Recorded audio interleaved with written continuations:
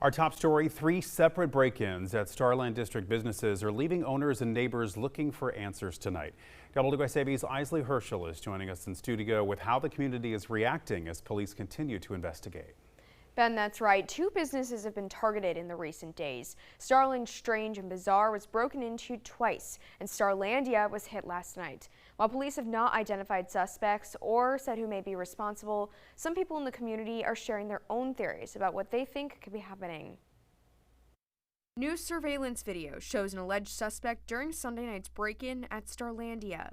Not surprised. Some Savannah residents tell WSAV they believe the recent break-ins could be connected to people experiencing homelessness in the area, though police have not said who may be responsible. I thought it was just probably like homeless people breaking in, trying to look for some water, food, shelter for the night, you know. The old Savannah City Mission is just a block from Starlandia and around the corner from Starland Strange and Bazaar. But I can say, speaking up for the friends and neighbors that we do that frequent this area all the time, we've never had a problem with any of them breaking into any business or doing any kind of harm to anybody in the area. Jermaine Ray with the old Savannah City Mission says people should not jump to conclusions about who may be responsible before the investigation is complete. We do have a lot of new people in town. Like I was saying, a lot of people that came, migrated here from up north during, the cold season. A lot of them stayed in Savannah, so we really don't know their background or anything about them. We can't just initially start saying that it's our friends and neighbors around the community. We got to start looking at other options besides just blaming them for it. People we spoke with say they hope the recent break-ins don't keep customers away from the Starland District's small businesses. It is a beautiful area, and the spots here, they're honestly really good hidden gems. Police have not identified any suspects in the 3 break-ins and have not said whether the cases are connected. WSAV has reached out to the Savannah Police Department for more information. We're still waiting to hear back. Isley Herschel, WSAV News 3 on your side.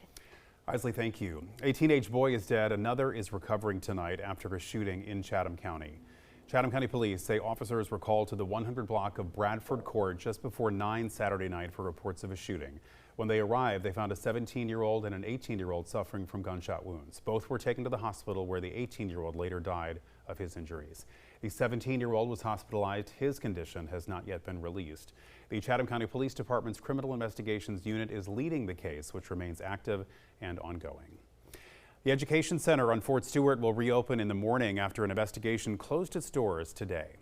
Officials say a suspicious package was reported this morning, prompting the building to be evacuated while emergency crews investigated. One of the gates onto the base was also closed as a precaution for a short time. After a review, officials determined the package was a misplaced personal item and not a danger. The Education Center is expected to return to normal operations tomorrow. Chatham County Police are reminding parents to make sure that their children are riding e-bikes safely and legally. Police say they're receiving multiple complaints each week about minors riding e-bikes on busy roads, often without following traffic laws. Officers say some of the riders appear to be as young as 10 years old. The department has stepped up enforcement, stopping young riders to explain the rules of the road and to make sure that they understand how to ride safely. Police also want parents to know that not every 2-vehicle electric vehicle is legally an e-bike. Bikes that look like dirt bikes or motorcycles and don't require pedaling may be classified as mopeds, which require the rider to be at least 16, have a valid driver's license, and follow all traffic laws. Officials also remind parents that dirt bikes are not legal to ride on public roads. With the new school year just a few weeks away, Tybee Island police are warning parents about an unpermitted teen beach gathering being promoted on social media. Police say flyers are circulating for an event called the Tybee Island Back to School Funk. The gathering is being advertised for the beach on August 1st between 6 and 10 at night. Officers say the event is not permitted and they'll have an increased police presence on the island during that time. Police are urging parents to talk with their teenagers about the risks of attending these events. Bulloch County is making progress on a number of road projects after years of storm damage and weather delays. From bridge repairs to drainage improvements, county leaders say some roads are finally getting closer to reopening. WSAV's Evan Smoke takes us to the work zone that has the latest timelines. One of the roads currently undergoing repairs is Pleasant Hill Road near Portal in northern Bulloch County. It has been closed since June 15th and is undergoing water drainage improvements. The road was initially scheduled to be closed for 4 weeks, but delays have extended that timeline. Rain showed up, just kind of created a haphazard scenario for the contractor. He had his cofferdam built in. We were dewatered at that time. And then, you know, here comes Mother Nature. She brings in a fairly sizable rain event over the weekend. This was 2 weeks into the project.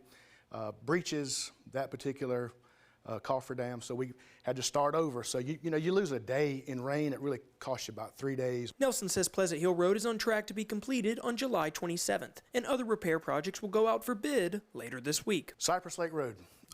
Bridge has been closed since February of 2025 to an unforeseen accident. Fully funded project. That one has moved through and been completed as far as the design phase, the permitting phase. We're actually completing procurement this week. G.W. Oliver, very similar path, parallel to Cypress Lake. Bid opening this Friday, 24th of July. Also anticipating low bid from a contractor. Been able to take that before the board on August the 4th, get the approval, contract execution, and actually have that one under construction later this fall. Nelson adds that work on Country Club Road is still ongoing, and it's on track to be reopened to traffic around Labor Day. Reporting from Bulloch County, Evan Smoke, WSAV News 3, on your side. Happening now, drivers should expect to see some road closures around the airport. The railroad crossings at Bourne Avenue and Dean Forest and Gulfstream Road will be closed for maintenance work. You'd expect traffic impacts until Wednesday. WSAV is your local election headquarters. The race to fill South Carolina's U.S. Senate seat is changing tonight. Darline Graham says that she will run to keep the seat once held by her late brother, Senator Lindsey Graham. She says after praying and talking with her family, she feels ready to run for a full term. Graham was appointed to the Senate seat last week by South Carolina's governor following the death of her brother. President Donald Trump also backed her campaign, saying that he gave her his complete and total endorsement. Graham will now enter a special Republican primary election next month for a chance to appear on the November ballot. She joins a Republican field that includes Congressman Russell Fry, Congressman Ralph Norman, and businessman Mark Lynch. Today, Representative Nancy Mace announced that she will not be running for the seat. The winner of the Republican primary will face Democrat Annie Andrews in November. We also learned tonight that funeral arrangements or memorial arrangements have been released for the late senator. They're happening on the 28th of this month in Washington, D.C., the next day in South Carolina. For more important information on all things elections in both South Carolina and Georgia, you can head to wsav.com/yourlocalelection.hq. Bryan County Schools joining a growing number of districts across Georgia cracking down on student cell phone use in the classroom. Starting this coming school year, students who bring personal electronic devices to school will have to keep them powered off and stored away from the start of the school day until dismissal. The district says the change comes as part of Georgia's Distraction-Free Education Act. Bryan County Schools say violations will be handled through what they're calling a progressive discipline effort to help enforce those new rules. A Low-Country teenager returning home a champion after making tennis history on one of the sport's biggest stages. 13-year-old Isha Manchala of Hilton Head Island won the girls' 14 and under singles title at Wimbledon, and today family and friends, supporters welcoming her home. We have some video of that for you. This caps off a dream that she's been chasing since she first picked up a racket. Only 16 girls from around the world were invited to compete in the tournament, and Isha made the most of the opportunity. Her family, friends, and coaches say her success comes from years of hard work, discipline, and a drive to keep improving. Never looked back, and she doesn't want to change. She just wants to improve, and she wants to put the work what required, and she wants to listen. Obviously, there's wins and losses. There's tough moments, but we always tell her, use that as an opportunity to learn. Playing at Wimbledon was also just like a dream come true, because when I was little, I always dreamed about playing at Wimbledon. And then after I won, I was just like, wow, I dreamed about playing this tournament, I won. And I'm only 13, so it was just like the coolest experience to do it at my age. Though celebrating won't last long, Isha is already back on the practice courts as she prepares to represent Team USA at her next tournament in the Czech Republic next month.